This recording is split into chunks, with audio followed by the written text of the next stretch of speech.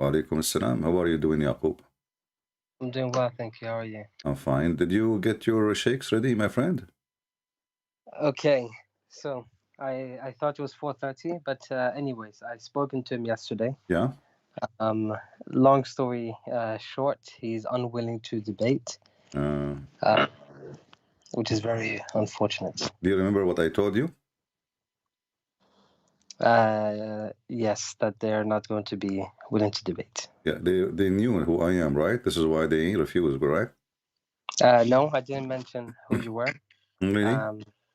Yeah, really. What I did was I asked them the questions I asked you yesterday. Yeah. And I said to them that I spoken to a Christian, and he told me this. And I said to him that he wants to have a conversation with you tomorrow at 4:30. They said no, they're not willing to do this. They said they would ask around. I'm not too sure if that's the case, to be honest. All right. Well, what we can do, I mean, we cannot force people to come and debate us, but we would like to have somebody have knowledge, maybe, because you know what usually Muslims they do say that I debate people who do not know, and when we challenge the sheikhs, they don't show up. You know what I mean?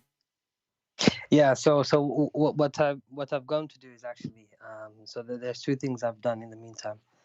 I've looked at one of the books of Ibn Kathir, Al-Sir al-Nabawi, if you know this book, to check if the mention of Khadija's wedding is there. And I'm not sure if you read the book, but it is mentioned there actually. Yeah. So. But you know, I mean, do you think really that I am going to send you a link, Musnad Ahmad, even the Muslims, they have audio for it. And I mean, you can type in 2 minutes in Google, Prophet Google, peace be upon him, and he will get you the answer. So, I mean, it's going to be embarrassing. And it's going to be, first, I'm a Christian, you know, and I'm forbidden to lie. Secondly, you know, lies are very short. The rope of a lie is very short. It doesn't matter how you try to extend it, people will find out, right? So there's no point of saying a lie to you, and then you will find that this is not a true. And then what? Then I will lose your respect, and I will lose the argument, and what I accomplish nothing, right? There's no point. So we will not mention anything unless we are sure. So what do you think, Yaqub? You can get us anyone else replacing those people who can somebody have knowledge, or everybody retreat? Well, I'm going to ask around, to be honest. This is what I'm going to do. All right. I think that's correct. But at the same time, have you heard of a channel called Islam QA before? I don't care really for names, but what I know that Muslims, all Muslim channels are the same. They are copy-paste of each other, and nobody knows what he's talking about. No, what I mean is that it's an Islamic channel where you can call in as well. Yeah, well, give me their Skype. I will call them right now. No problem. No, they come in at they're on TV. I'll send you the information, but they come in at 12 o'clock. You see, I called the Dean Show before, you know, and the Dean Show. Yeah, they did not let me go. Actually, I have it recorded. I posted on YouTube. You know, they you know, they lie. They have a preset people to call, and preset questions. You know, so like it's not like now. I do not know who's going to call me. They have a questions already. It is made. They made someone of them calling what it's called TV, and supposedly they are going to answer the one who's caller. And the Dean Show actually go farther with their lies. They don't even receive calls, you know, because when I call, they did not let me go through. And the guy Yusuf Estate, you know, he have a cell phone. Have you ever heard of a TV have a cell phone? You're answering by cell phone, and nobody hear what he is saying, and nobody hear, I mean, who is calling, and nobody hear the voice of a caller. And Yusuf Estate, he said, yes, brother, okay, we will answer you. But what is the question? Who was talking there? Nobody knows. And I tried to call them. They did not let me go. They right away, they figure out my voice. So okay, anyway, well, what I will do is this. I will do one thing then. I will call tomorrow at 12 o'clock, and I will ask them the 3 questions, and I will also ask them to give us a good reason why that they're refusing to speak to you. Yeah. And you We'll do can this. tell them, oh, what you need to do. If you don't want to call, like maybe they feel like they are higher than us, we are lower than them, no problem. We are humble people. You just give me your Skype, I will call you. I will call you myself, you know, no problem. All Yeah. what Okay. I want just people willing. They will not feel like we are harassing them, you know what I mean? I mean, there's no harassment here, right? We're No, talking I about know, but I religion. mean, it's if somebody have a private Skype and Yeah. somebody give it to me, maybe the guy is sitting with his wife, right? You know what I mean? Maybe he's with his kids now. Maybe he's, you know. So we want people who knew that we are going to debate them, and they knew what the topic, you know, it's about Islam, and they are willing to do it. Then I will call them. Otherwise, I don't want to. Like, if I know now a sheikh phone number, I'm not going to call him. You know, I will Yeah. not, because this is not right. I mean, people, they have their private life, and you don't jump, you know, and call people in their phone. This is harassment. You know. Mm. Unless it is like, okay, now we have a program, whoever want to call us, etc. And it's a different story. But my experience with Muslim programs, they don't really take calls. They have a preset questions, like Zakir Naik. Zakir Naik, he stand in the stage. The sister there is asking question. Sister, I'm going to answer you, you know, and the drama start, and the question and the answer is very funny and very. The question is silly, and the answer is more silly, you know. I don't know if you remember once Zakir Naik, they asked him. There's supposedly a woman. She asked, how come Muslim women, she will not get virgins, you know, like the Muslim man. Yeah. So Zakir Naik, he said to her, and you can go find the video, he said, brother sister, you ask a question. How come a Muslim woman, she will not get virgin? First of all, the word hur is a plural word. It's a female and male. So sister, inshallah, you will get hur. Like, what the heck? Hur suddenly is male too? I mean, the Quran says, يَطْمُثَهُنَّ جِنٌّ إِنسٌ وَلَا جَانٌ. There's nobody from human or genie made them intercourse and have made them bleed, right? Yeah. No, hur are females for sure. Females, go watch the video, and he says to her, hur is not a male, it's not a female, it's for both. So inshallah, you will get hur. And all the Muslims will, wow, look at the answer, Allahu Akbar. You know, I mean, what a nation of ignorance. So what I can say, I mean, my friend, if those are their scholars, and this is their top scholars in TV show, you know, I mean, what about the ignorant? If this is the knowledgeable one, you know. Yeah. And I mean, imagine even how filthy the promise he is promising the women, and he is in the stage that you will have, excuse my language, you will have a lot of men to if you. This is exactly what he's saying. I mean, there's no shame. He told her, inshallah. Say that again. Sorry, say that again. He said to her, when he promised her a lot of hur, male, right? Yeah. He is saying to her, a lot of men will if you. Oh. Yeah, this is exactly what the promise is. Inshallah, sister, you will get a lot of men. What does that mean? I mean, this is disgusting. This is filthy. Mm-hmm. You know? So let me ask you this. You know, in Islam, the Prophet is the best of example, right? This is what we're taught. Mm-hmm. I want to understand from your perspective, what is the reason why you're not a Muslim? Because you're obviously well-read in Islam. You clearly are educated. So I want to know why you're not Muslim. First of all, Yaqub, what does the word Muslim mean? Someone who submits. That's not true. The word Muslim means someone who surrenders. And surrender is an act of cowardness. So a man, he come to us with his army, and he says, surrender or die. You know?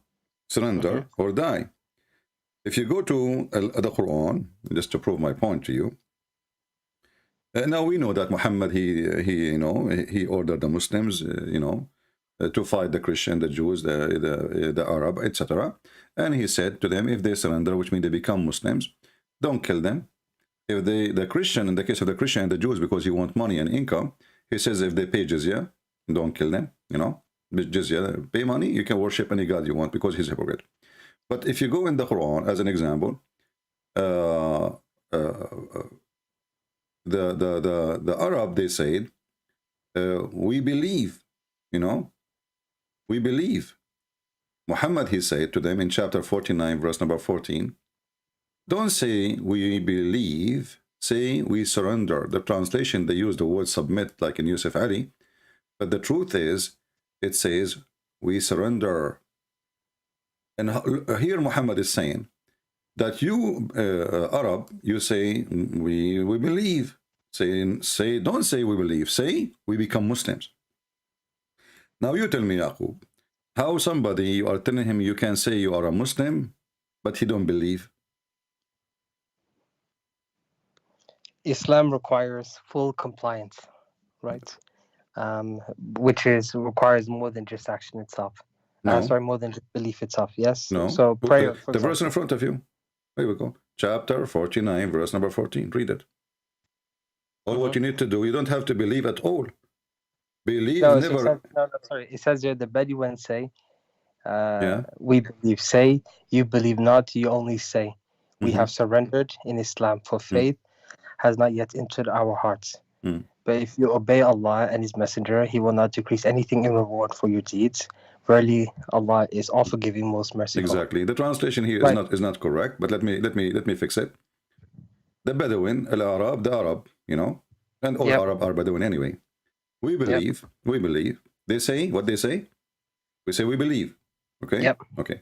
He said to them, "Don't say we believe, but you say we are Muslims." The surrender here is translation for the word aslamna.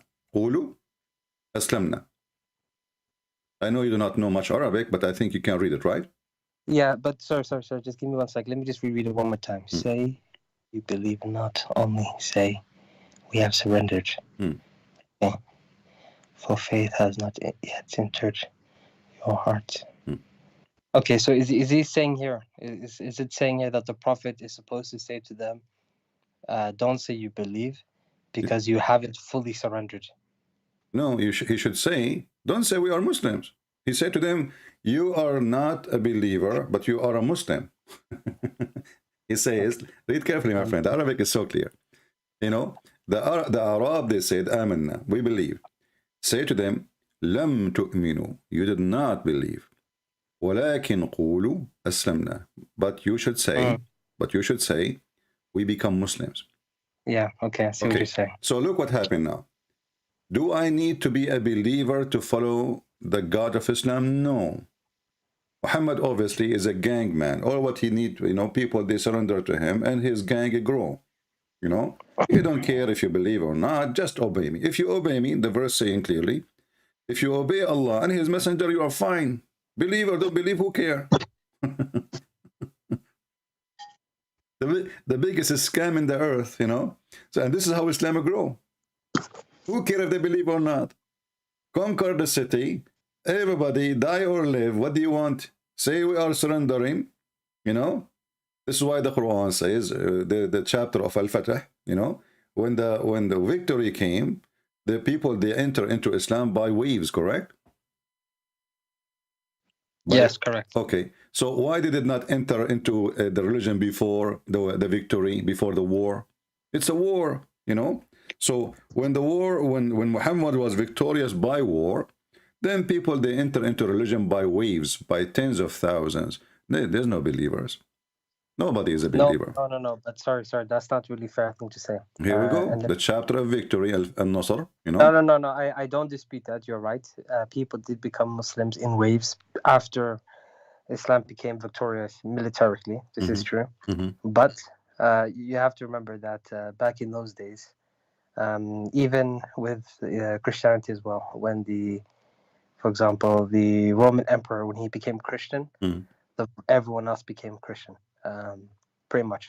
When the Ethiopians no, my friend, let me help you. And that was no. No, that's not true. That's not true. It's not true. You see, Christianity was spreading so fast inside the Roman Empire. Even though the Roman, they were killing Christians as killing cats and dogs, and you know that, correct? Yep, that's true. And now, because the Christianity is spreading, Christianity was able to arrive to the royal family. It's not because the Christianity was not there, and then suddenly the one king he become a Christian, and then everybody become a Christian. Already Christianity is all over the place.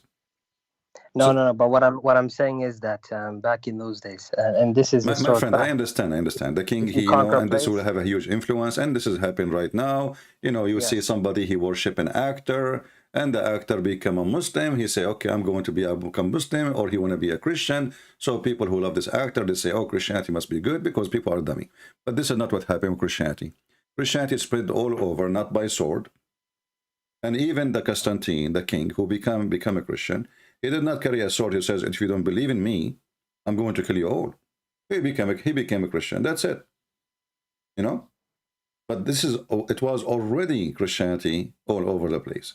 Christians, they have established churches. But that's not true. The Christians did destroy the temples. They started to abuse the pagans. This is well documented. Well, this is well documented by who? By historians. Okay, where did they start discriminating? Can you show me? Where exactly that happened? Let me pull up the sources. Bear with me a second. Which country, which cities, which... Predominantly Egypt and Greece. Well, you know, I cannot confirm or deny because I have no idea about it.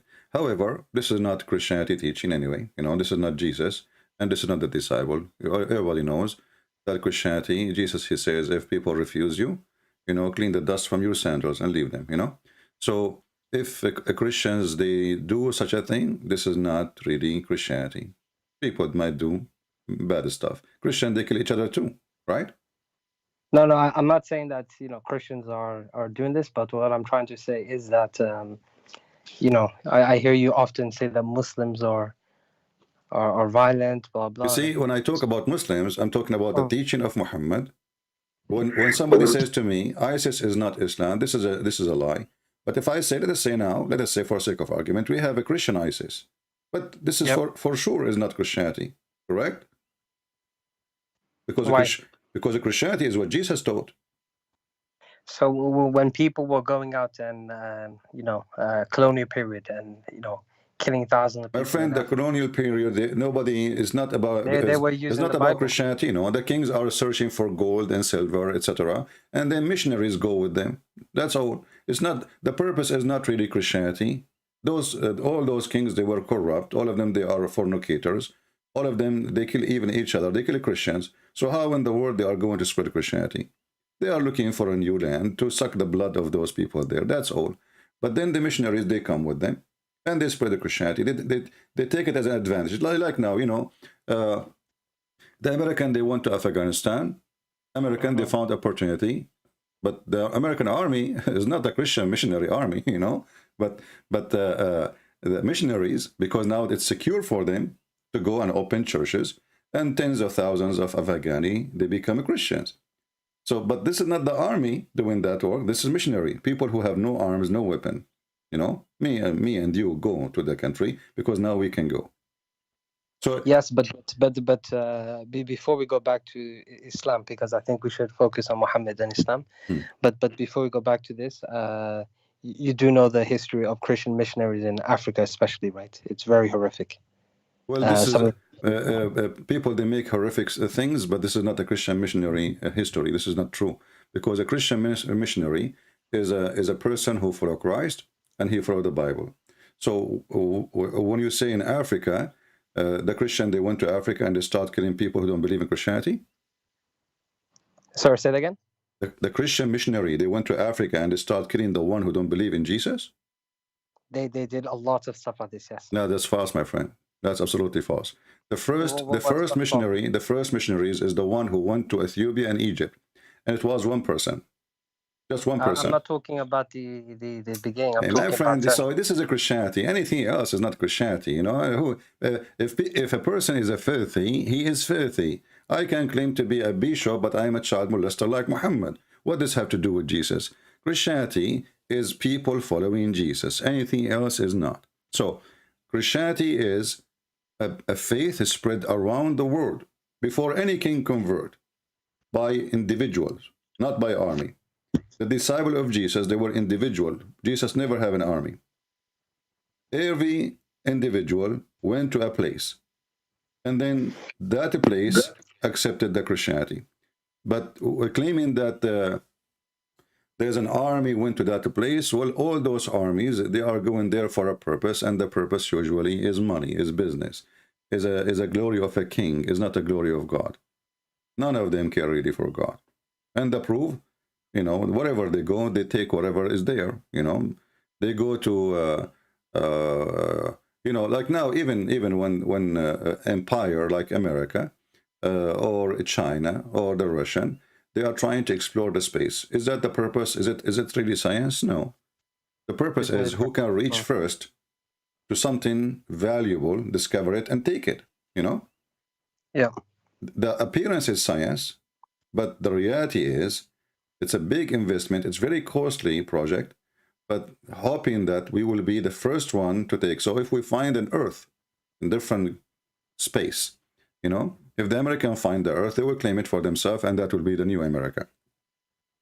The same as the kings of Spain and the king. But you notice here that your prophet was supposedly sent by God. And your prophet is the one who told his followers, you are the best man sent, the best people ever sent to mankind, right? Yes. In chapter 3, verse 110. But what was the purpose? The purpose is to enslave everybody and bring them with the chains. Is that correct? To enslave people? Yeah. And bring them to The the chains. excuse is we want to save them from hellfire. You know, this is the excuse of Muhammad. Why he want to enslave everybody? Why he want to kill everybody? Well, we want to save you from hell, like Putin now attacking the Ukrainian poor people. You know, because we want to liberate you, and you know, liberate you by stealing their land and taking their cities and destroy them and kill them and raping their women. But the flag is saying we want to you know, liberate you. This is the hadith. This is from Sahih al-Bukhari. You are the best of people ever raised up for the benefit, and between two brackets, for the benefit. Look at the benefit of mankind. Chapter 3, 110. Here explanation by your prophet saying, the best for mankind are those who bring them with chains around their necks till they embrace Islam. Is that what Jesus said to the Christian missionaries? Go and bring people to accept me by putting chain around their necks. Is that what he said to Peter and to Paul and to John? Is that the order of Jesus? I don't know if he said that, but he for sure did not forbid slavery. I can tell you that. My friend, you are mixing things up. First of all, no, Jesus, he forbade slavery. How he forbade slavery? He never owned a slave. And if Jesus is the one we follow, and Peter never owned a slave. Can I ask you to... My friend, all the disciples of Jesus, my friend, hold on. All the disciples of Jesus, they never owned slaves. And they are our best examples. And then you need to ask yourself, why in the time of slavery, they don't have slaves? Everybody owns slaves. Jesus, he raised people from death. But was he not from, was he and his disciples not poor? Is what? We all know well, Jesus is the last one can be poor, and I will tell you why. I am the person who raised people from death. How I can be poor? So he is poor because he doesn't accept money, but he can accept money. Imagine you are raising people from death. You are making the blind see. You know, I mean, how many people now, if imagine you have a clinic, no one entered the clinic, you don't get out perfectly healthy. How much money you will make? No, you make a lot of money, but you said that the Bible... Okay, can I ask you to open up 1 Peter 2:18 and share that on the screen, please? You tell me, what about it? It says, slaves, be subject to your masters with reverence. So? Not only in those who are good and equitable, but also those who are preserved. And? So it's there. It's not condemning. But he is talking, okay, you just noticed that he is talking to Christians. So those are Christians enslaved, and they did not choose to be slaves, and he don't want them to use violence to free themselves. Be obedience. So you are misunderstanding the difference between we are promoting slavery, and we are asking the Christian not to shed blood and kill to get their freedom. Christianity, everybody knows, teach peace and teach love. So be obedience, and those are the one he's talking to are not Muslims. Those are Christians, because who is going to read this and listen to this and obey this? The Christians, correct? Yep. Okay. So he is not not siding with the master against them. He is telling them that Christianity, we as a Christians, we are against violence. You know? That's all. He is not approving slavery. They are already slaves. Don't kill and don't make chaos and shed blood. And usually at the end, the slaves is the losers. They will be killed. As an example, you know what happened to Sawrat al-Zinj in Basra, in Iraq? No, what happened? You can search it right now. Hundreds of thousands of black people, not 10, 20. I mean, the whole area, there's no white people live there, only black African slaves. So the Muslims, they start bringing slaves, and the whole territory of Al-Basra become a slave territory, and they have their own city. What they do, they bring them there, they force them to do irrigation work, farming work, and the Arabs sit home and they eat and they sell the product, and the slave, even the one who sell, is the slave themselves. But the slaves became big in number to the point they become the whole, tens of kilometers, thousands of kilometers are full of slaves. So they made the revolutionary. And what happened then? All the Arab, the white ones, united, the Muslims, and they killed them. Right now, there's 0 black people in Iraq. You can go right now and search it in Google. It's called... No, I don't deny that the Muslims... No, my friend. There's a very, very... You see, there's a huge difference between... Yeah. Your prophet, he owns slaves. Do he?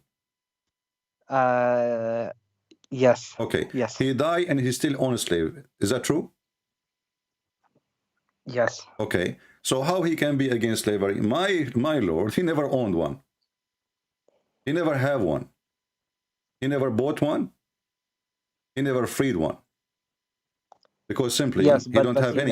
He never condemned slavery. No, you see, in Christianity, Jesus said, what the Bible teaches us, that in Christ, there's no Greek, there's no Hebrew, there's no free, there's no slaves. All of us, we are equal. So, what you are asking for, why Jesus did not free? Well, Jesus don't have an army, and Jesus cannot free anyone. And but he can say it's wrong because already he gave tons of examples of respecting life. And if you respect life, you don't own somebody else. You don't. If you respect life, okay. Let me ask you this. Exodus 21:20, it says, I know this is not from Jesus, but this is the Old Testament, and you accept this, right? Right. Okay. When a man strikes his slave, male or female, with a rod, and the slave dies under his hand, he shall be avenged. But if the slave survives a day or two, he is not to be avenged, for the slave is his money. Yeah. But okay, so that means that's his property. But first of all, that's fundamentally wrong. So no. You see, we don't compromise the same as the Muslims. We change our mind and we say, "Oh, we are with this and we are against that." If you go, we are going thousands of years by time. In the same time, the Hebrew slaves, they give themselves, they offer themselves for years as a slave voluntarily. So you go to a person, you say to him, "I want to be your servant." Slave here is a servant.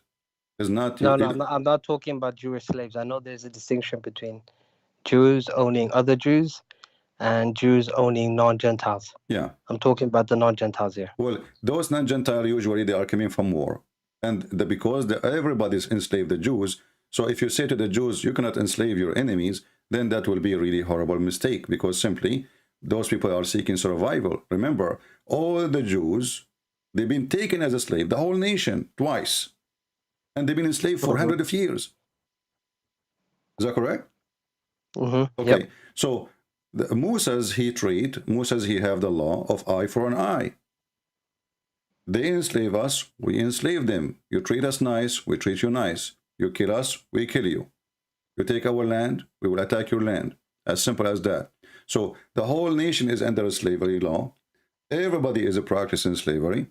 And you are asking the Jews to be as if they are coming from the city of Aflaton and live between the whole nations who believe in killing and bloodshed, and saying to them, why you are not living like angels? Well, that will erase their race, and that will make them distinguished from this earth. So in order to survive in such atmosphere, there is a reason for what they practice. It was a solution of existence. It was not a solution for fun. Okay, so that's fine. My friend, listen. If we want to compare, I mean, Islam came long after Moses, right? And Muhammad, he came 600 years after Jesus, right? Yep. Okay. Jesus never owned a slave. His disciple never owned a slave. And that will set an example for a Christian to ask themselves, well, if they don't own slaves, why we should have slaves? Obviously, he do what is right, and he don't do. If something he did not do, obviously it is wrong.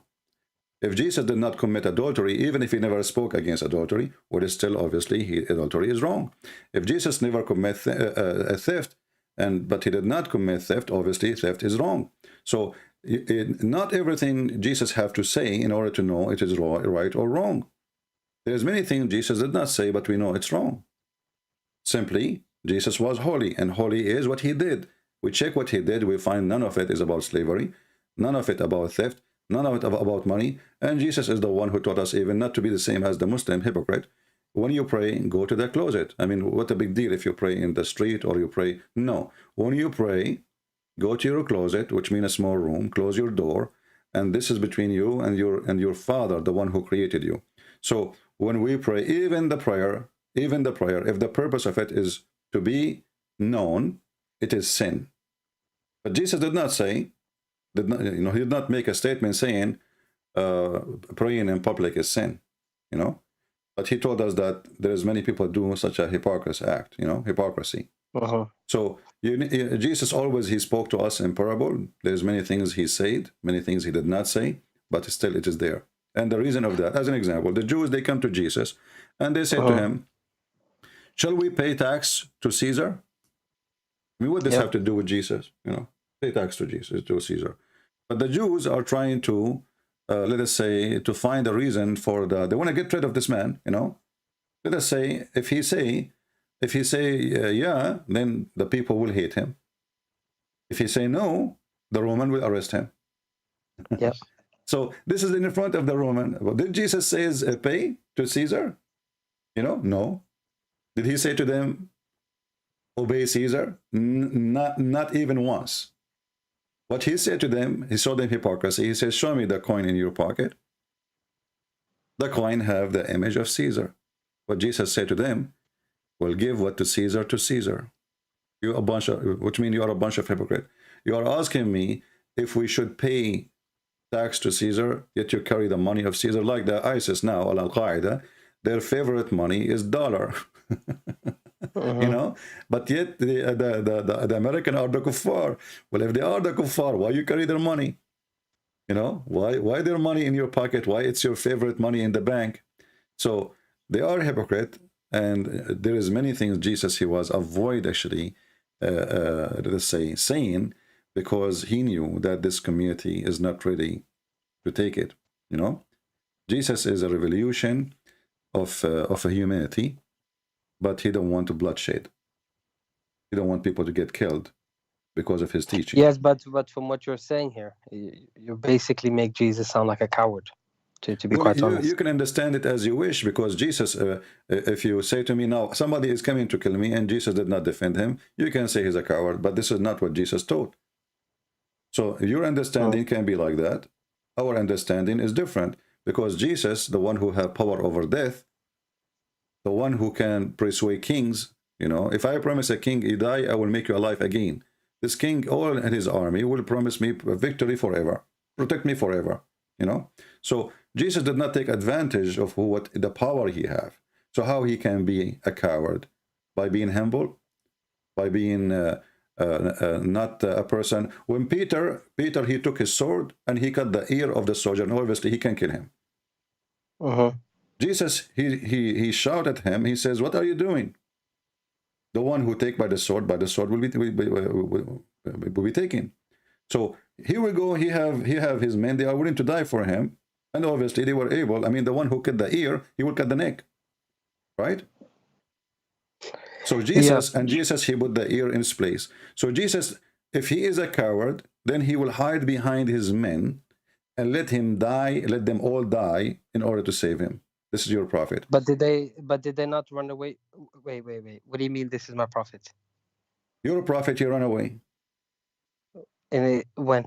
Okay, isn't it you Muslim, you claim that Muhammad, he asked his cousin Ali to sleep in his bed so he can run away from Quraysh?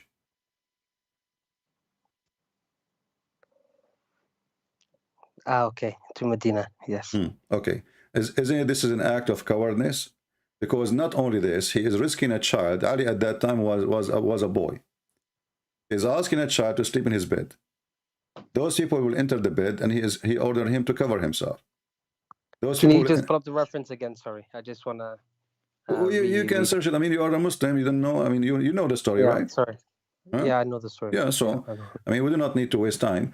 But this is an act of cowardness because I am asking a child to die so I can run away. You know, Jesus, he knew when they are going to come to arrest him. This is what the Bible teaches, right? Even the Quran says that Jesus can tell you what you had in your houses. He can tell you what you ate. So Jesus, he knew even what you in your mind. So Jesus, he knew. Even Jesus told them that in this moment, one of you will deny me. This one will deny me 3 times, you know. So, and this is exactly what happened. So Jesus knew exactly the time, the date, the moment, what people even will do, who will stand with him, who will not. And then he did not run. If he's a coward, he will run. Imagine you tell me that your enemy are coming to kill you now. And no, Jesus. Okay, but how about his disciples? Did not Peter deny him 3 times? Yeah, but this is the weakness of a human being. But Peter himself, he stood to defend Jesus too.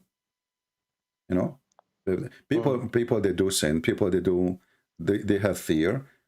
People they etc. But people they repent too, and people they do what they think it's right. And even when Peter he decided to defend, Jesus refused that. You know, it was not the right act from Peter because he did not ask him to do so. So in order to understand the Messiah, my friend, you need to understand that all the message of the Messiah is, you know, to love, not to hate, to build, not to destroy, and to have peace, not to do bloodshed. So when we speak about slaves, you know, we are not against the slaves to be freed. You know, we don't own slaves, or we should not own slaves. But in the same time, if those slaves try to free themselves or disobey, what will happen to them? So this teaching was for their benefit, not for the benefit of the master. And how long after Christianity, after Peter, it took the slavery to be demolished? long time. So imagine if you say to them at that time, well, disobey your master, okay? If he no, they kill them. They will be killed, all of them. So simply, it was an advice to live, not an advice to die. Okay, so if we can which go back year, to... which year in America slavery was stopped? I mean, we are talking about now. We are not talking about in the time of Jesus, right? So my friend, so imagine at that time you try to be free, and what will happen to you? Obviously, the society is not ready, and slavery is very popular. It's a normal thing to do. It's evil, it's ugly, it's disgusting, but they do it, you know. And it's there, exists for thousands of years. So Christians are people who live between those people. They are not coming from the moon. Okay, but just to be clear, from your perspective, you believe slavery is not allowed in your religion, right? I told you, like in the Old Testament, it was allowed for a reason. No, but I mean now. No, it's not. Where it says, okay, where it says allowed? Can you show me? Go ahead. No, but the better question is, where does it say you're not allowed? Because it clearly says, my friend, if our best example is Jesus, then it's not allowed. We Christian, Jesus said, "Be holy like your Father. Don't be greedy. Don't seek your own glory. Don't." All of this is a person, a human being, is trying to abuse somebody else. How Jesus says, "Love your enemy," and you are taking the life of somebody and the freedom of somebody and making him a slave. How that works? Because I'll tell you why. Because Jesus did not come to change the old book. No, you see, Jesus, he said, "I came to complete," which means it's not completed.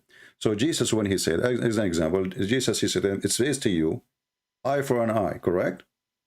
But I say to you, So when you say he did not want any change, well, obviously I and I was exist for a reason. And now the reason Jesus here, and Jesus, he came in here to make things perfect. So it being said to you, eye for an eye, but I say to you, and you will see what he says to you is different from eye to an eye, right?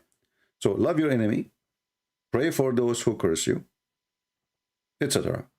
And this is a huge difference between what was and what Jesus, brought to us.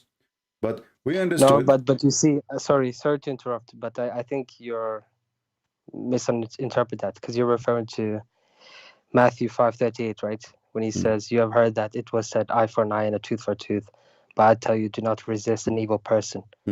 But if you look at Matthew 5:17, he does say that, "Do not think that I've come to abolish the law or the prophets. I have not come to abolish, but to fulfill them." So if you read this, I mean, the law, the Old Testament does not abolish slavery.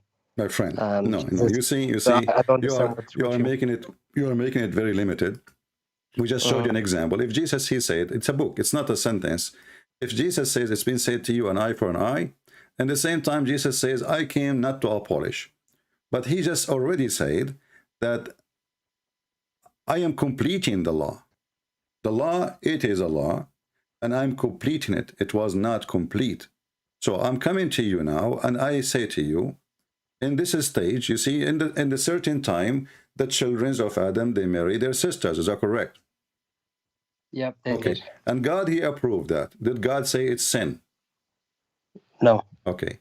So why God did not say it is sin? Because, I mean, this is what they have. I mean, there is no, I created one Adam, one Eve. So obviously the children will have their sisters as wives. So the law was the law, but the law of God in the time of Adam is not the same as the law in the time of Moses, not the same as the law in the time of Jesus.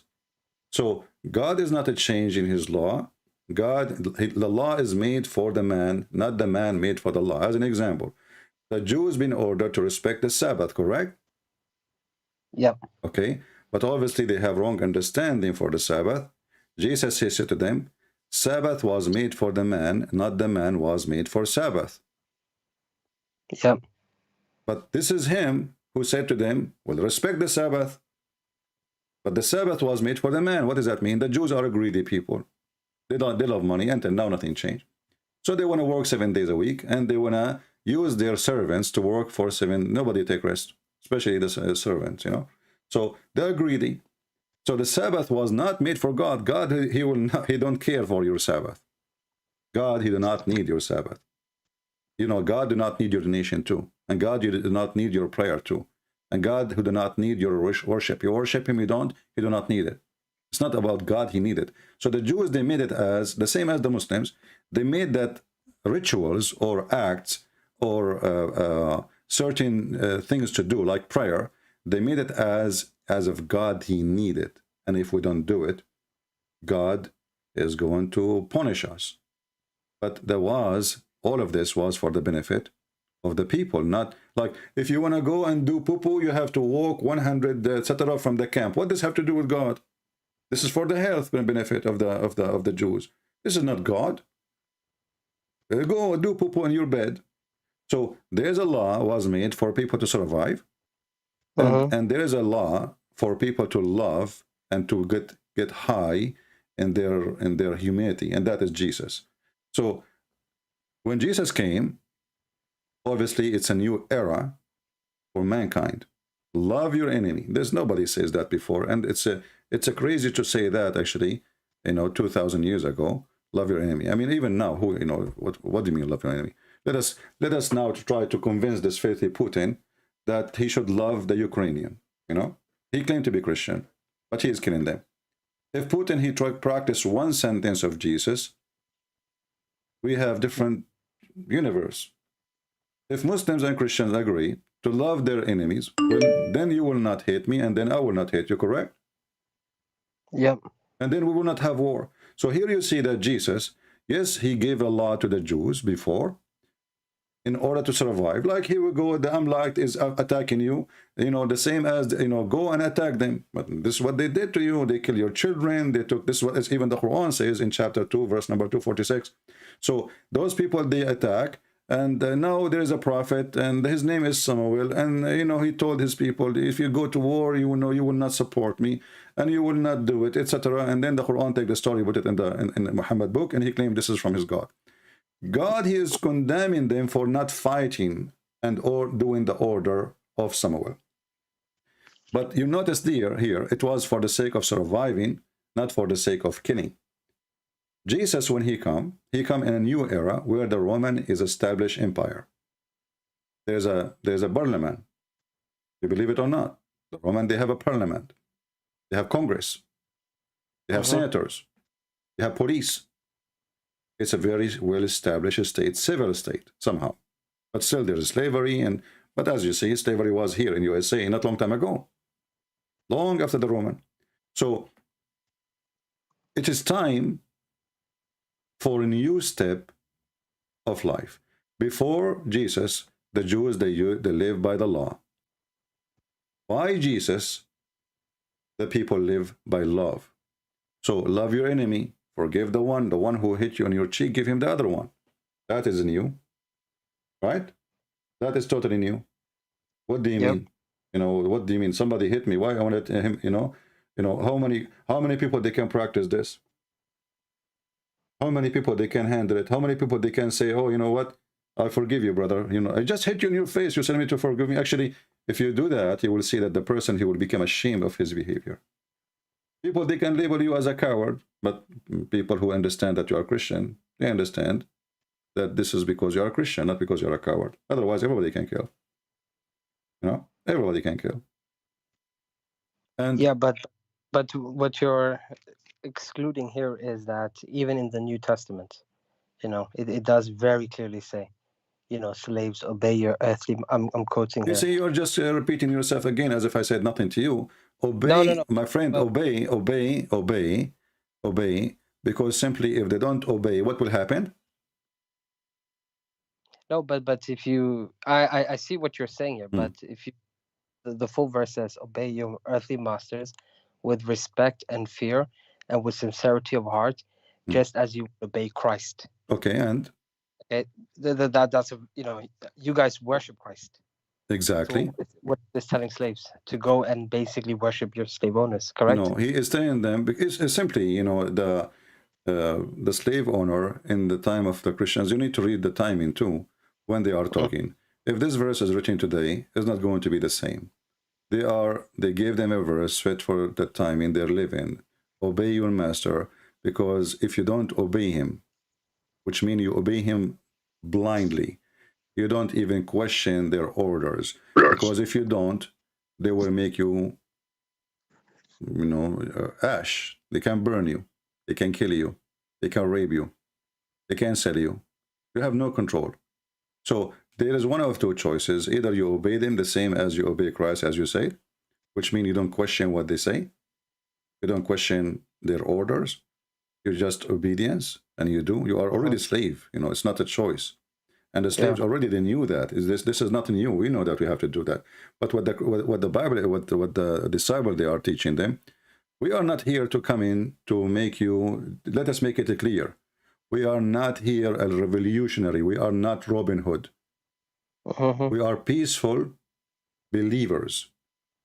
So the change will happen through the peaceful believer. We will change the mind and the heart of your master. But until that happened, you obey. If we try to force, they will kill you. They are killing us already. The one who's talking himself, he have no power over anything. So his words is useless. At least for the pagans. Who is the one who listen to it? Is those who believe. So if you believe in Jesus, this is what we believe. We don't want to kill the masters. We don't want to kill the king. We don't want to kill the army. We are not here coming to make... Islam is not a Christianity, and Christianity is not Islam. Islam is a war, is an army, is a caliphate. Christianity is poor disciples going around with their sandals. They don't have army and never established one, and they do not need one. So they Was it changed. designed to have an army? Just Huh? that I'm being honest. I genuinely don't know. But was it supposed to be a state or not? No, the state of You, Jesus is not the state. Jesus, he says, my kingdom is not in this earth. You know, my kingdom yeah. is not here. But this is the word here. You say, Jesus, he said, I am from above, you are from below. And the kingdom of God, which we are promised, is not a kingdom in, you know, in Hulunulu. So my kingdom is a new kingdom, is not like any. But this is not a kingdom which you will see. It's not a king and soldiers and army. The army of God is his angels. And this is why Okay. Jesus, when he said, when Jesus, he come back, you see now Jesus speaking about love, right? Yeah. But Jesus in the second coming, there's no love no more. Why? Because it's time to collect. It's time to collect. Everybody have to pay for his crimes. It's time for justice. So I let you go, I let you live, own slaves, rape, kill, whatever you want to do. You want to be good, you want to be bad, it's up to you. But when Jesus come, he come with the glory of his, in the cloud, with the glory, his glory and his angels. And then Jesus, he will say, bring them and slay them. You know that, right? Yeah. Okay. So what happened here? Are you going to say to me now, Jesus, what happened to him? Like maybe he took some vitamin, he became suddenly a warrior of war? You know? No, I see your point. Okay, that makes sense. Yeah. Okay. So bring them and slave them. And slay them. Why? Because now it is not the same as Jesus who came to them before. This is the Lord. He's coming with the glory now. Before he came as a humble man. Before he accepted to be in the cross.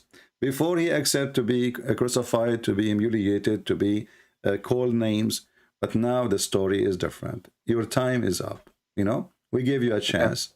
We gave you a chance. And, you know, that's it. This is judgment day. So the same Jesus who said, love your enemy. Now he don't love them, those people who they are sinners. The same Jesus who loved the sinners. He said, I came for the sick, not for the healthy. Right? Yep. Jesus gave an example. He says, if you have 100 or 1,000 sheep and one of them is lost, which one, what you do? You go after the one is lost. So Jesus is willing to leave the 1,000 and go after one to save. But Jesus in the second coming, he will not do that. It is going to be the opposite. The lost will be sent to hellfire. They will be slaughtered. They will be punished, severe punishment. And those who they were following him, those slaves who obey Jesus, those slaves who obey their masters, but the master will not go to heaven. You see? So the kingdom of Jesus is for those, this is why Jesus said, bless those who spread peace. Yeah. Okay? So the blessing will come to you when? Is it now? No. Here we go, they slave you. You are a slave. You are, you know, Christians. How many Christians the Muslims they slave? How many Jews? How many Christians the Muslims they enslave? You know? So, so based in the Bible, this is why you see when the Muslims they occupy Christian countries in the Middle East, Christian they did not make revolution. Why? Because that will make a bloodshed. Otherwise, everybody can kill. And they were the majority. As an example, 4,000 Muslims, they went to Egypt. And Egypt at that time, according to history, there were 4 million. Yeah. Okay, well, the 4 million Christians, they can eat them alive. Right? The church leaders, they refuse anyone to do any revolution. And actually, if one of the Coptic people try to resist, the church go against him. This is why the Muslims were able to take over and stay. Because the Christianity, the Christians, they are always worried about disobeying God and not to be true Christians. Which one is important for them?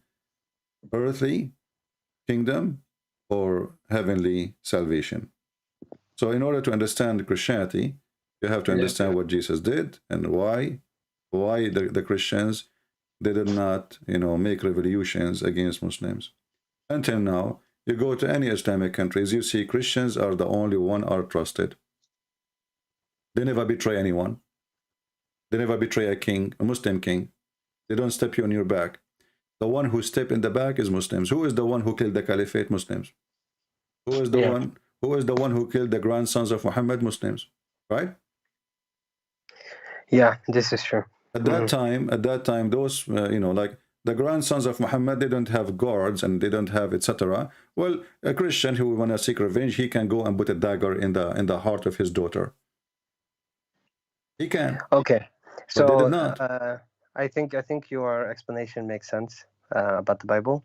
So let's just focus on Islam, if that's okay. All right. Okay, so the Prophet and Islam. What's your main problems? First of all, is he a prophet? You just Yaqub, I respect you. You're a nice person, but sometimes I cannot hold myself from being rude. It's okay if I be rude with you. Do you allow me? I guess. Can I so. use the word stupid? Please, let me use it. This is stupid because how in the world you say to me, what the problem with the prophet? Shouldn't he be a prophet first? I mean, Okay. the guy, Why is he not a prophet? he come to us and he said the sun set in murky water. Here we go, he made a prophecy. How that make him a prophet? I mean, this problem with this guy, Muhammad, he cannot keep his mouth shut, and the more he talk, the more he made poo-poo. And the Jews, they came to him and they asked him, tell us about Zulqarnain. The guy, he took the trap. And they made him believe that Zulqarnain is a prophet. That's why he started talking about him as if he's sent by God. But Zulqarnain, Alexander the Great, is a bisexual. This guy is sick. He sleep with men, and men sleep with him, and he sleep with women too. So how in the world this person became a prophet of Allah, and Allah sent him, and Allah gave him victory, and then he keep going until he found where the sun set. Well, where the sun set, Yaqub? Can you tell me? Where the sun sets? Yeah, where the sun set. Here we go. It says here, حتى إذا بلغ مغرب الشمس, until he arrived to the place where the sun set. Where is that?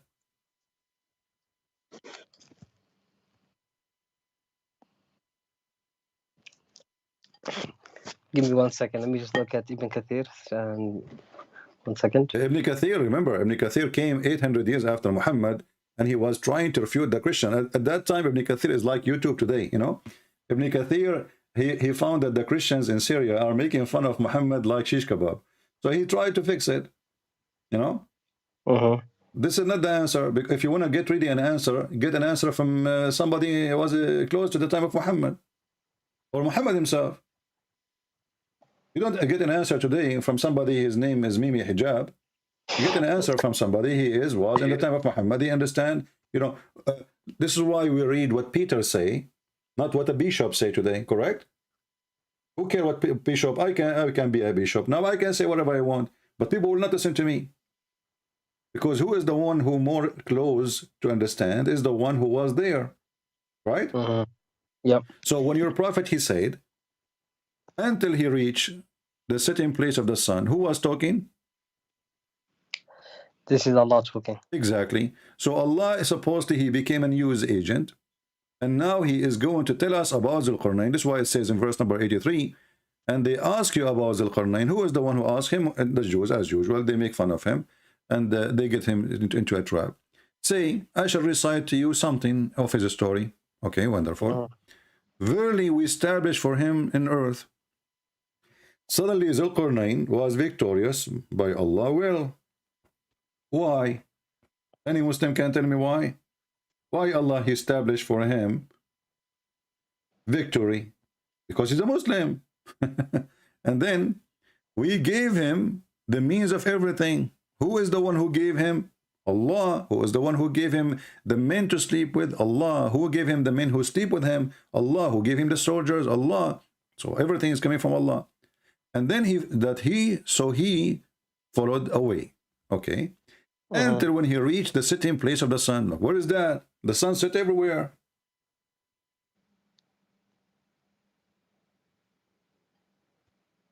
What do you mean until he reached the sitting place of the sun? Because simply, Muhammad the Fool, there's a story written by a guy, his name is, he have your name actually, his name is Yaqub. He's from Syria.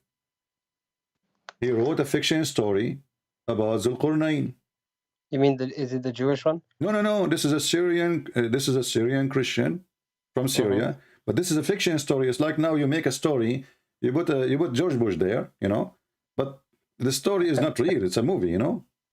Yeah, I know what you're saying. Yeah. Okay. So this guy, he wrote a story about Zulqarnain, and in the story he built a dam. Muhammad, he, you know, in the moment when he asked him, they could not answer. Then he asked. He found out about this story, and now he is copying that story, claiming that Allah is the one who told him. So he reached the sitting place of the sun. He found the sitting in a spring of a black, muddy water. Go, Yaqub. Help me. You're a prophet. You said to me he's a prophet. Right. I just had a look at a hadith about Ibn Abbas asking about the same place of the sun. Okay. So yeah. Are you still convinced that Muhammad is a prophet? What do you say to me? Why you don't? What the problem with Prophet Muhammad? Shouldn't he be a prophet first? So what's your thoughts on the Quran? Do you think it's plagiarized, or what are you saying? My friend, this is a very stupid book. I mean, look at this. And then he found this where the sun rise, you know. And not only that, like as an example, just to show you the stupidity. I mean, this book is written by a very foolish, stupid man. If I say to you, you know, you ask me a question. Those who slept in the cave, how many they are, Christian Prince? I will say to you, okay, because I don't know the answer. Some they say there are 3 and their dog is number 4. Some they say there are 5 and their dog is number 6. Some they say there are 6 and their dog is number 7. Some they say there are 7 and their dog is number 8. Some they say they are 9 and their dog is number 10. Some they come tomorrow. Some they say they are 10 and their dog is number 11. Some they say they are 11 and their dog is number 12. But shouldn't you tell us how many they are? We got it. We got it. Some they say, some they say, some they say. What do you say? The answer is Allah knows best. Like what the heck? And not only that, to make it more bigger poo-poo, he says, few people know the answer. Like, what is the answer? Read it, chapter 18, verse number 20 or 22. No, I can see that. But you see here, the point of the message is that the number is irrelevant. No, my friend, no. The question is, no. You see, why the number is irrelevant? If you are, but then you are mentioning it. Why you are saying some they say 2 or 3 or 4 and their dogs? And secondly, what kind of Arabic this Arabic is? The Muslim, they say the Quran Arabic is perfect. I never heard of somebody saying they are 3 and their dog is the 4th. This is false. In Arabic, you don't say that even in English, because dog is not a human. For the dog to be number 4, he have to be the same kind of the previous 3. Correct? It's just like saying, for example, my family and including your dog as part of the family. No, you can see, but you don't say we are, you know, you don't say, and we are 3. Like, let's say you and your wife and your son, and the dog is number 4. That's not this is language. This is false, because the dog is not number 4, for he is number 1 between dogs. So if you are counting a human, you count a human. If you are counting apples, you count. You don't say 3 apples and 1 cat. No, but the point is, the moral of this, what the verse here is telling you very clearly is... What is the moral? Hey, I'm listening. What is the moral? I will. So it says, your Lord knows best the numbers, none but a few. So debate not about their numbers. That's exactly what we're doing, because it's irrelevant. Except with clear proof. Okay? And consult not any of them people. First of all, where it says debate about, the debate not? Sorry? Where it says... It says there, so debate not about their numbers, except with clear proof. No, it doesn't say debate. It says وَلَا تَسْتَفْتِ فِيهِمْ مِنْهُمْ أَحَدًا, which means don't ask them. Allah knows. There's no debate. Don't ask them. That is tafti. Don't ask them. Allah knows best. Okay, so don't ask them. So what is the answer? Don't ask them. Ask Allah. The relevance here is that the point of the story is, from my understanding, I'm not here trying to make up excuses, just to be clear. So the understanding of the story is that if you trust in God and you're God, God conscious, then God will provide for you. Just as He did for. If this is the purpose of this story, then he should not mention the number. You should not say some they say 2, some they say 3, some they say. He's saying there's 7. And actually, this is a story, fiction story written by Christians about a bunch of youth. They were discriminated. And then they went to a cave. And actually, the story is very funny. You know, in Islam, it's dog is dirty, correct?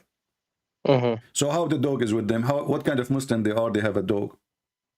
Why the dog is there? But do you know that in Islam we believe that certain things were halal in the past and then God forbid them? No, dogs is dirty. It doesn't matter if you forbid them or not. Is it like the dogs before Islam they were clean and after Islam became dirty? No, they were permissible. Okay, but listen what happened. Just like alcohol. Okay, well, it says here that according to the story here, that the dog, he opened his arms. Do dogs have arms? No, they don't. Okay, so the dog, he stand in the front of the cave and he opened his arms to do what exactly?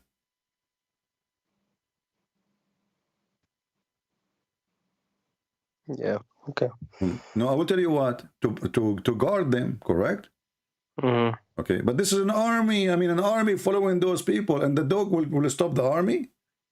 No, it will alert them. Huh? You know, it will alert them. But if he alert them, he will alert the army too. Yes, but it gives them opportunity to run away. They are inside the cave. They can't run away. Yeah, I see what you're saying. That makes but sense. what happened, my friend, the Arabic word is not kalbahum, is kali'ahum. Kali'ahum. They're a provider. This is an angel.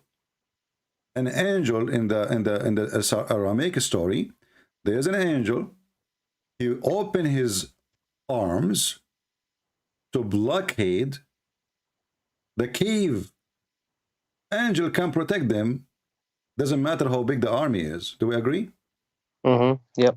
So here it says kali'ahum, not kalbahum. Kali'ahum mean they're a provider, they're a protector, and that is an angel. The one who wrote the story, obviously, is written in Aramaic. He got confused. He thought that this is kalbahum. And actually, even some Islamic interpretation, let me see if I can find some for you, says this is the same. It was kali'ahum, not kalbahum.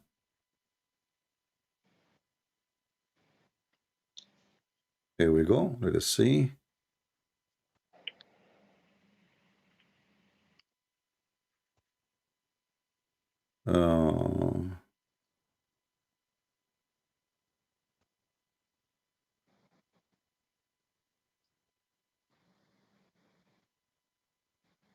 If you go to different verse, let me show you here. You know, Muslim, by the way, they are the last one to know their books as usual, but this is nothing new. If you go to this verse, yeah, this is true. Wait, why would you say that? Because each time I speak to a Muslim, I say, I never heard this before. Okay. Chapter 21, verse number 42. What is the Arabic word here? Sorry, are you sharing it on YouTube or? No, this is in the Quran. Chapter 21, verse number 42. Do you know how to read it? Sorry, are you sharing your screen or not? Yeah, I'm showing your screen. Yeah. Okay, I can't see it yet. Give me a second. In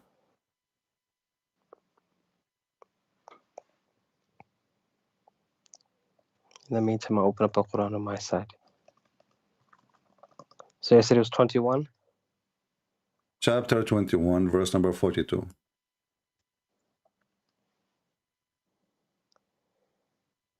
Okay.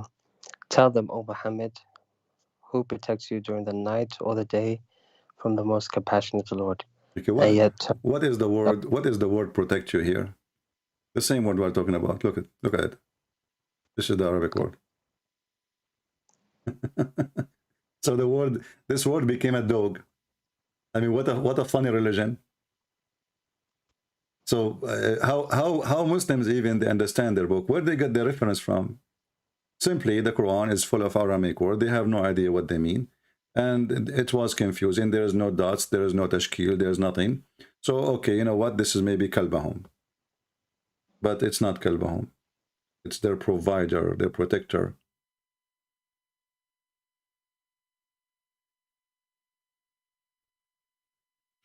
Actually, there's a reading of the Quran. You know, the Quran have many reading, correct? Sorry, say that again. There is many reading for the Quran, correct?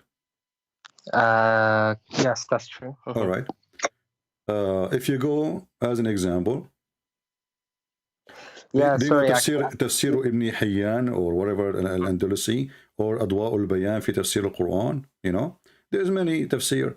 They will tell you that there is a reading. It says وكالئهم. Let me show you.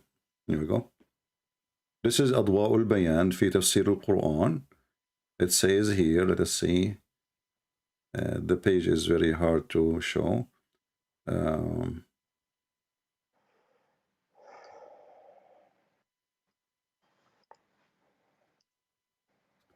Okay, let's show you here. This is Tafsir Ibn Hayyan. It says, وكلبهم باسط ذراعيه بالوسيط وقراءة وكالئهم باسط ذراعيه. So there is different reading for the Quran.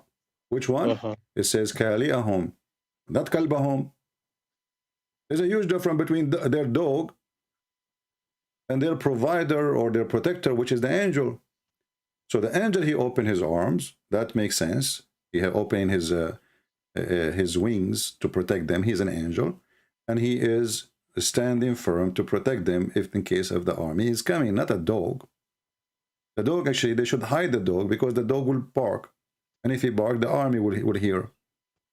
You know, they are in a cave. They can watch from the small hole of the cave. You do not need a dog to arm them. You know, but if they have the dog barking, maybe even he will chase the soldiers. Hey, I'm here. You know, so the dog is not useful now. But the truth is that this is Kaliyahum. And this is one of the things too about Muhammad. What kind of God he sent him 7 reading? What do you think about this? You claim that your prophet is a prophet. Did Allah send Moses? You Muslim, you claim Moses is a Muslim, right? Okay, did Allah send 7 Torahs to Moses? No. Okay, why? Why he did not send 7 Torahs to Moses, but he sent 7 Quran to Muhammad? Yeah, this is a good question. Yeah. No, your prophet explained. He says, my people are not capable. Is that correct? No, I know this reference, but I mean, it's a good question because that doesn't make sense. You know what I mean? Yeah, but it doesn't make sense. That means you don't agree Muhammad is a prophet. No, I didn't say that. Well, you just said it doesn't make sense. Right? And do you know what happened now if we believe that Muhammad, he received Quran in 7 Quran? Think with me. I'm showing you the hadith in front of you. I'm showing you the hadith. Sorry, let me just read it. The prophet was present at the pool of Beni Qifr. Jibreel came to him and said, oh, sorry. You're changing it. Yeah, because there's many, you know, I just opened the one have more full story. Some of them, they are very short. Some of them, they give more details. Yeah, okay, let's stick with the short one then. No problem. Yeah, go read this one. It's on the screen. Yeah, you're still moving it? I think there's a delay. Yeah. Allah has commanded you to recite to your people the Quran in one dialect. Upon this, he said, I ask from Allah pardon and forgiveness. My people are not capable of doing it. He then came for a second time and said, Allah has commanded you that you should recite the Quran to your people in 2 dialects. Upon this, he again said, I seek pardon and forgiveness from Allah. My people will not be able to do so. He came for the 3rd time and said, Allah has commanded you to recite the Quran in 3 dialects. Can you scroll down a bit, sorry?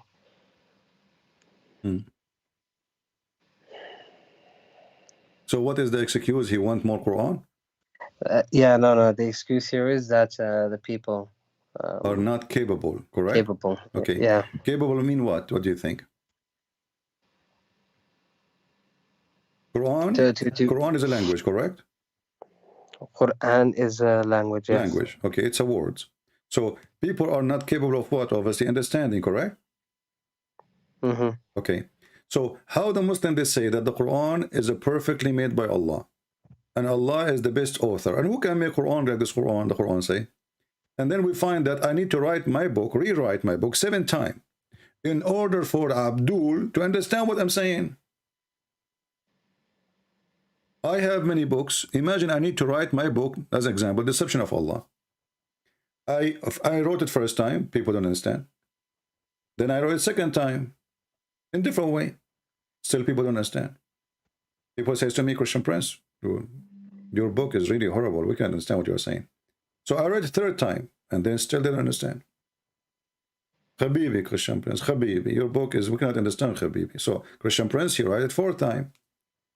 Is it okay fourth time? No, Habibi, we don't understand, Habibi. Okay, fifth time? No, we don't understand. Sixth time? No.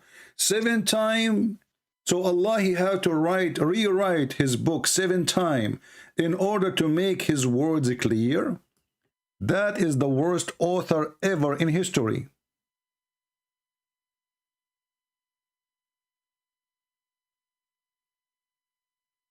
Are you there, Yaqub?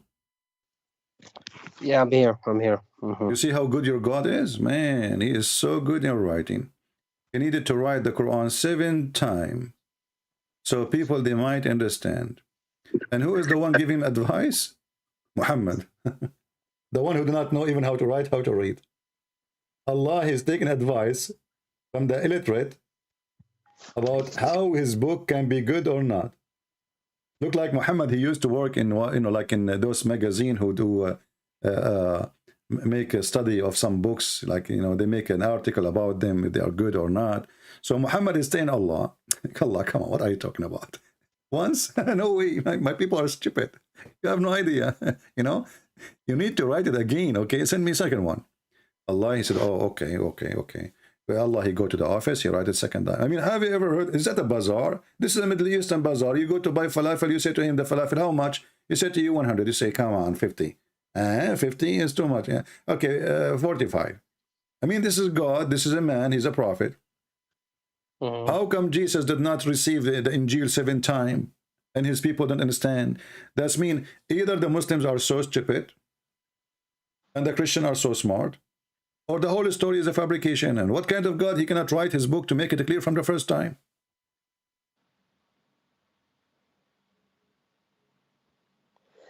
Okay. And hold on. If I ask you right now, are you don't the Muslim claim now that the Quran is so clear, and most of them, they use the Quran of Hafs? Yes, we use the Quran of Hafs. Okay, so Muhammad was a liar here, because if the Muslim, they claim that the Quran of Hafs is perfect and we understand it very well, so why Muhammad keep asking for more Quran and my people are not capable? Imagine a person who speaks Arabic is born in the Middle East, not a foreigner. He needs 7 Quran to understand the Quran. A guy, Abdul, from Pakistan, he do not know Arabic. He don't speak Arabic. He never heard of Arabic. And he tell us, brother and sister, Quran is very clear. And you read the Quran, you understand it very well. Because Allah, he opened your chest. Like, what the heck? But the Prophet himself, he said that nobody understands the Quran. Even the Quran says itself that there is a part of the Quran, nobody knows what it means, save Allah. So what's the point of rewriting the book 7 times and still we do not understand what he's saying? Okay, yeah, I see what you're saying. It's a very strong point. Very strong point. Yeah, but so very strong point. But are you still a strong Muslim?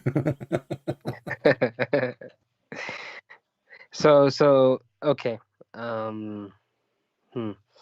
Right.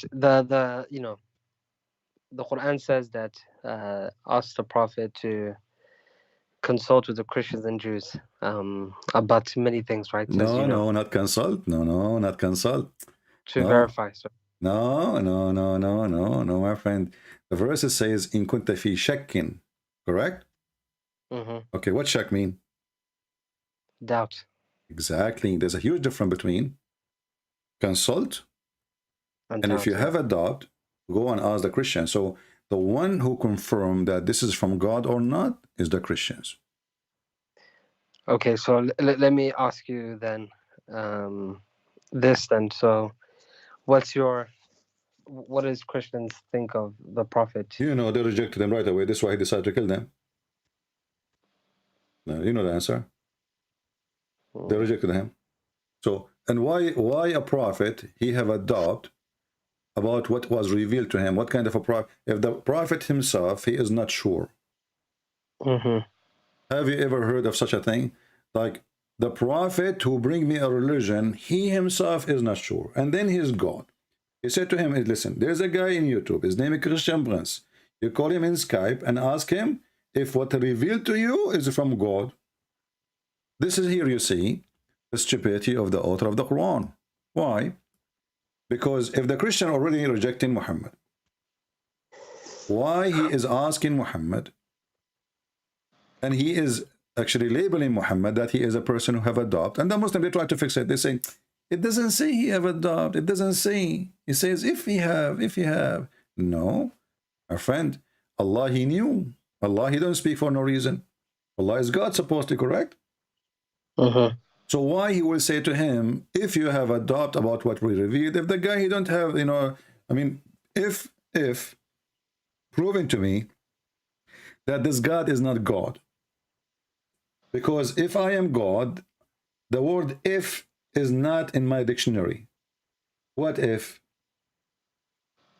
If what? Okay, but look, when he went and spoke to the Christians and the Jews, They laugh at him. They laugh at him. And do you have evidence for that? Sure, you know, the Quran is full of evidence. You know, thanks to Allah, you know, who wrote the book 7 times. You know. Oh yeah, okay, I see what you're saying. Yeah, and you know, when a Muslim he says to me, "Do you have evidence?" I find myself really, I cannot stop myself from laughing, because the Quran says the Christians are lost, the Jews are cursed, and then the Quran says, if you want to confirm what revealed to you, go to the Christians.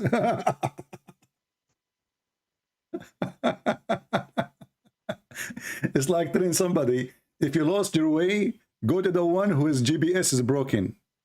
I mean, aren't we the one is lost? Aren't we the one we are lost in the chapter of Al-Fatiha? And the Jews are the one who is cursed? So how in the world you say to Muhammad, go and ask the Christians who they are lost, and the Jews who they are cursed? I mean, what? Go and you should ask them to ask the Hindu. Maybe that better. Okay. You know. Yeah. Yeah. And you know, when the Muslims they come to us and they say the word prophet, I don't know what they are talking about. Who is the prophet we are talking about? As example, you see, if I say to you, I saw a video of a person, Muslim, he says, the Bible written by John who? Peter who? Mark who? Okay, I want to go by this. We can give you all the reference about those people. But I want to ask you, the Quran is given to us by Muhammad. Muhammad who? What do you mean Muhammad here? Who is Muhammad? Ibn Abdullah. Where you get the name from? I got it, to be honest, from Or what the Quran says to us. There's a guy, his name is Muhammad. Muhammad. It's not from the Quran. I got it from the... It's from exactly. One of the okay, shouldn't this God... you know, see, here say the hypocrisy of the Muslims. They say to us, okay, who? Okay, when the Bible speak about Jesus, speak about his born where, who is his mother, who is the grandfather, the father of Mary, the grandfather of Mary, blah, blah, blah, blah, all the way, you know, to... No, but you see, you're missing the point here. You see, that's the point you're missing. The Bible, the Gospels are written as testimonies. Eyewitness account. Okay, I will go with you. I will go with you. Let us give you an example. You cannot answer. The Quran mentioned someone. His name is Israel. Who is Israel? But sorry, just one thing. The Quran was revealed in recitations, verses by verses, and in many cases it was revealed in, let's say, in all cases it was revealed in situations that the Prophet was in. Okay. So yeah, what was your question about Israel? That will not change anything. Still, who is Muhammad? Shouldn't you tell me? You know, when you don't this God, he knew that this book will be sent to nations around the world, and he need to introduce Muhammad. So Muhammad, he says, the one who wrote the hadith, erase it. Correct? Okay. So if you Muslims, you follow the advice of Muhammad, then you will not know anything about this person. You Muslims, you call him Muhammad ibn Abdullah, because he said you erase it, which means erase all the history of Muhammad. You keep only the Quran. So the Quran says Muhammad, but who is Muhammad? We do not know. Who is his parents? We don't know. What we know from the Quran is that he is the messenger of God. Okay. That's what we know. Exactly. But who is the one who said that he is a messenger of God? Muhammad. If we take it from the Quranic, from the Muslim perspective, it would be Allah said that. No, right? because he did not have any witnesses that Allah spoke to him. Do he? He does not know. Okay. So, the funny thing about Islam, that's if in case of adultery, you have to have 4 witnesses, correct? For adultery, yes. Okay. And you have to, excuse my language, you have to see the private part of the male going inside the private part of the female. Is that correct? Okay. Yep. So how come in a case of a penis and vagina we need 4 witnesses? I mean, this is silly. But in the case of God, he has zero witnesses. So now a guy, he want to make us follow him by hundreds of millions. He have 0 witnesses for anything, even when he went to heaven. Who? Aisha, she said, he went by his soul, not by his body. But the Muslim, they claim that he went by his body. So which one? So who said that? Aisha, she said, Usriya bi ruhihi. He went there because he was next to her in the bed. He did not go by his body. So, hold on a second. Aisha couldn't have said that because this will happen in Mecca, right? Aisha got married in just after Hijrah. Well, my friend, right? I don't care. Maybe Aisha, she is telling what she knew previously. But Aisha, Aisha, she was with him in Mecca too, no? No. Do you have the reference for this? Sorry. Let us see. Hold on.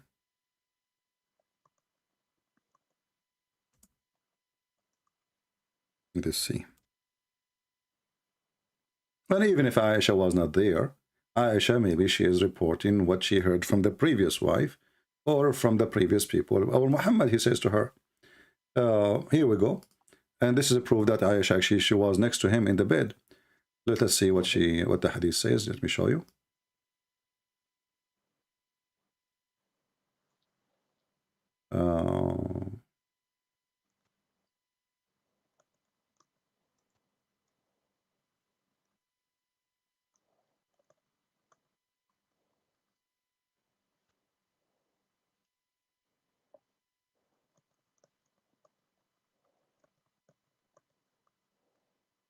Okay, this is Kitab al-Sirah.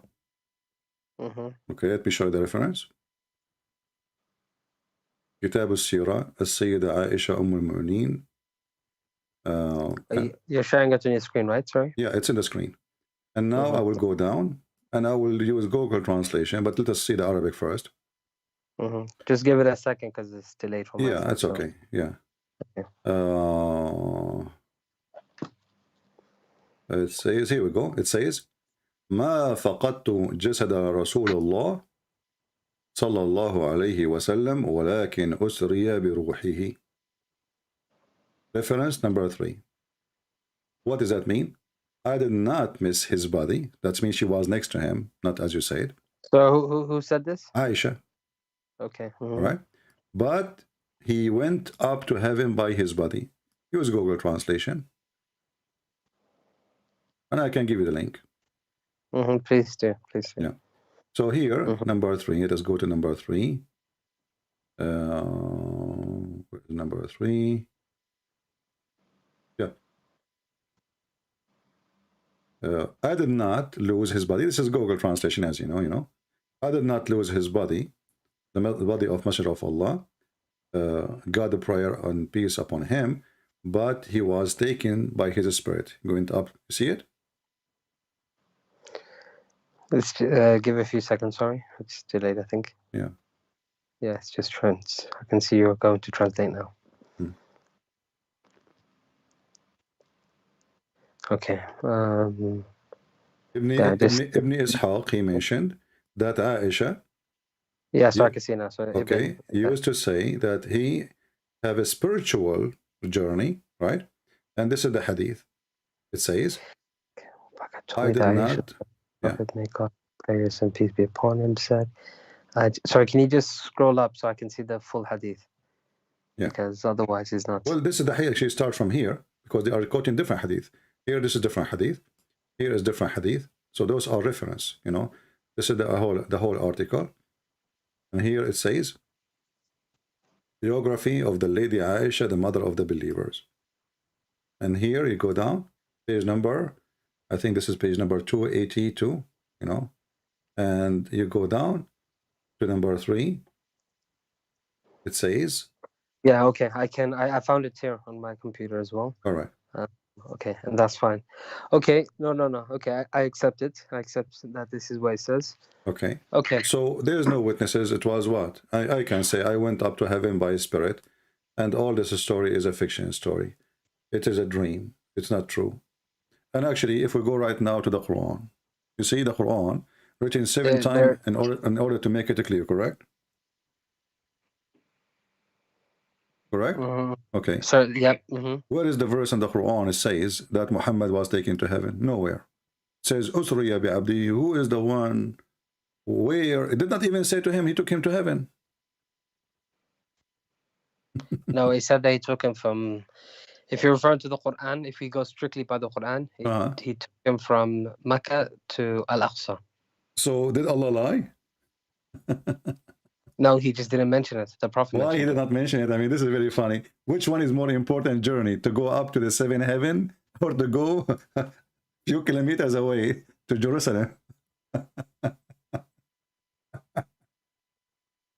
What's wrong with this religion? Seriously, what's wrong with this religion? So the God of Islam, he did not mention that Muhammad, he went to heaven. Nowhere. It says that Allah, he took him to Al-Aqsa mosque. By the way, there's no Aqsa. What Aqsa? And how we know that this is in Jerusalem? How we know that Aqsa is in Jerusalem? Aqsa is the farther point, and Jerusalem is not far. It's not far. So the Quran never says that Allah took him to heaven. And you need to ask yourself, why in the world such a thing is not mentioned? If it's true. Obviously, Muhammad is a fraud. He is the one who brought this verse, and Allah gave it to him to tell them what happened. But as you see, Allah just took him to the mosque. Which mosque? Nobody knows. It says Al-Aqsa. Where is that? At that time, the Muslims did not know what that means.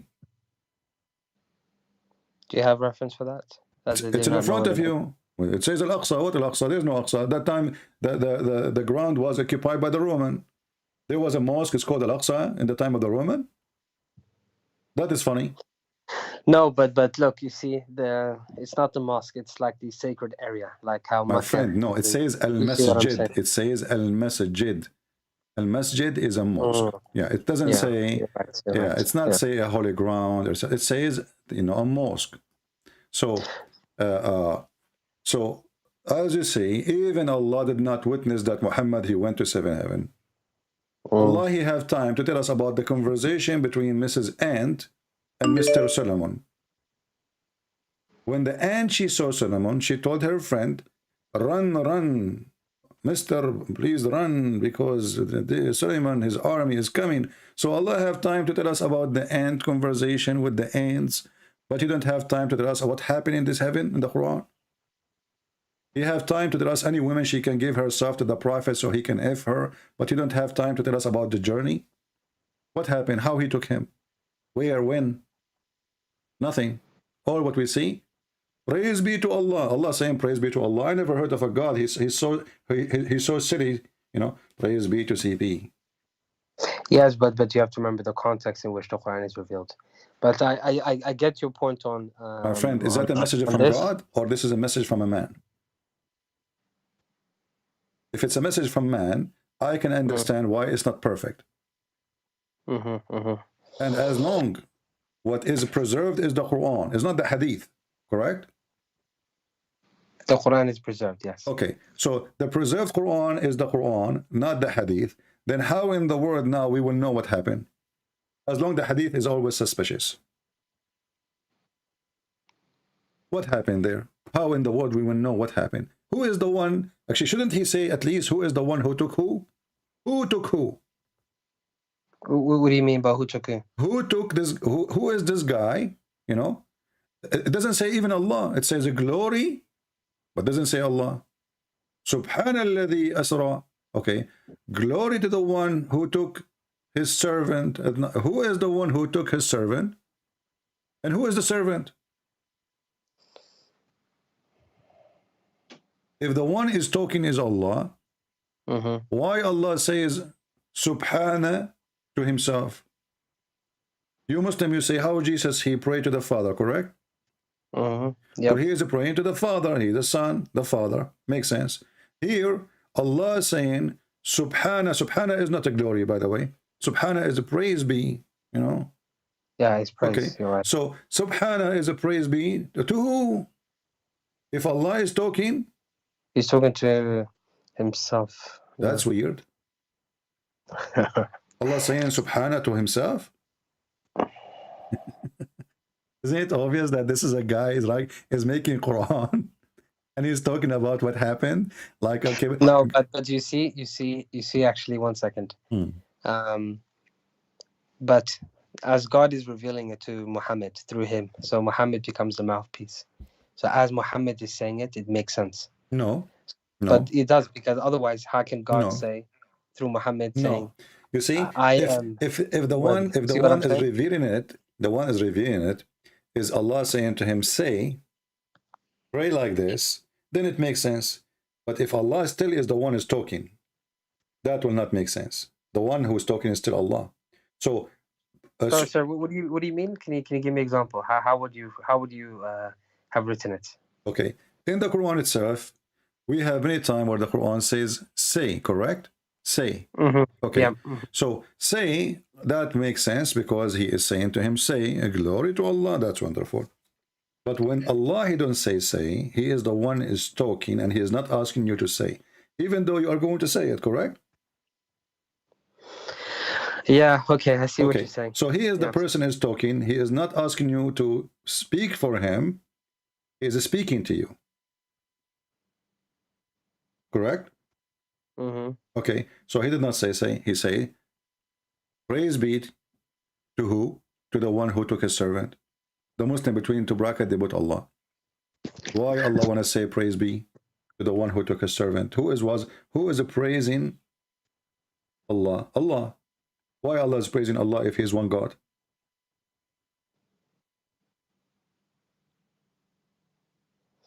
Okay, I'm gonna note this down as well. Yeah.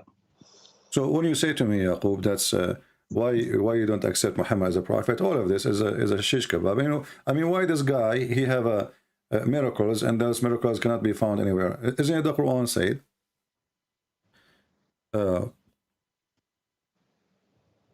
That's Muhammad. We refrain from sending miracle to him. So, but this is a miracle. He refrained or not? And if we go and check the order of the verses, we will see they don't match. Because just to show you the madness, Yaqub, I want to focus with me a second. Here it says,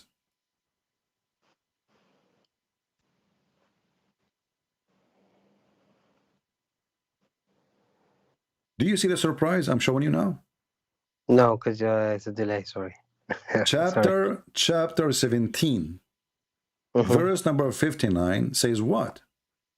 We refrain from sending miracles to Muhammad, correct? Nothing hinders us from sending our signs except that the people of old times rejected them as lies. Okay. But how in the world this happened? This is the same chapter says Allah, he took him to heaven. Or he took him to Al-Aqsa. This is not different chapter. This is the same exact chapter. Chapter 17, verse number 1. So 59 verses after, Allah, he says, we never give him signs. I like it. I like it when a Muslim, he laugh at his book. I love it. So the same chapter saying we took him to heaven. No, no, I wasn't laughing at the You book, were but okay. laughing, Yaqub. Come on, you are afraid from the Okay. Muslim will be upset from you. It's okay. It's No, okay. no, you're right. You're It's right. I was laughing. Okay. yeah.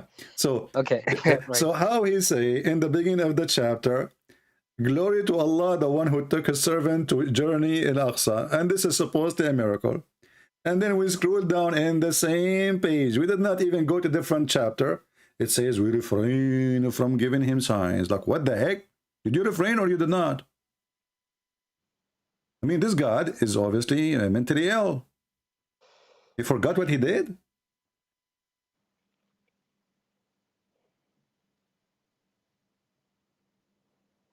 Okay. Look, what I'm gonna do is this. I think you made your case very strong. To be honest. I'm going to take these with me. I still am going to push a sheikh to speak to you. All right. But because this has to happen. Yeah, well, the sheikhs are not going to come because they knew the destiny, my friend. They will lose. And they will say to you, nothing refrain us from debating Christian Prince, except the former generation did not believe in our debate. What an excuse. Well, the Christian, they believe in the miracle of Jesus. They believe in the miracle of Moses, and this is a false excuse of a false Abdul. As simple as that. And you know, when you say to me, you have a strong argument, I say to you, no, my friend, I don't have a strong argument. You have a weak prophet. Okay. All right, Yaqub, it was nice talking to you, my friend. You're a nice person. You're always welcome to join us. And I hope next time you will be here. You will bring us some sheikhs so we can shake the world around. All right? Okay. Just a question. Sorry. What time do you come on? I come every Friday and Sunday. This is a fixed date at 10:30 a.m. New York time. New York time. Take note. 10:30 a.m. Friday and Sunday. This is fixed date, but doesn't mean I don't go during the week. You know, sometimes even I go every day. But Friday and Sunday is a fixed time.